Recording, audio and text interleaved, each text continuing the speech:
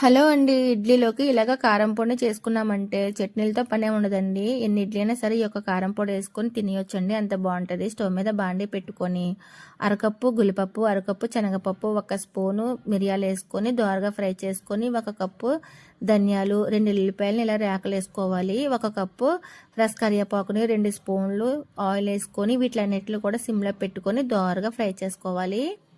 ఇలా ఫ్రై అయిన తర్వాత ఒక స్పూను జీలకర్రను కూడా వేసుకోవాలండి. జీలకర్ర తొందరగా ఫ్రై అయిపోతుంది. ఇలా మొత్తం అన్ని ఫ్రై చేసుకొని ప్లేట్లో తీసుకొని చల్లారనివ్వాలి. అదే బాండీలోని ఒక స్పూన్ ఆయిల్ వేసుకొని 15 నుంచి 20 వరకు ఎండుమిరపకాయలు కూడా వేసుకొని మంచిగా ఫ్రై చేసుకొని మిక్సీ జార్లో తీసుకొని చల్లారిన తర్వాత బరగ్గా గ్రైండ్ చేసుకొని ఈ పప్పులన్నిటిని కూడా వేసుకొని 2 స్పూన్లు పుట్నాల పప్పు, టేస్ట్ సరిపడా సాల్ట్ వేసుకొని మెత్తగా గ్రైండ్ చేసుకోవాలి. ఇలా గ్రైండ్ చేసుకున్న దాన్ని కళాయిలో వేసుకొని ఒక స్పూన్ నెయ్యి వేసుకొని మంచిగా కలిపేసుకోవాలండి. అంతేనండి. ఒక డబ్బాలో స్టోర్ చేసుకుంటే చాలా రోజులు నిల్వ ఉంటుంది. బాయ్.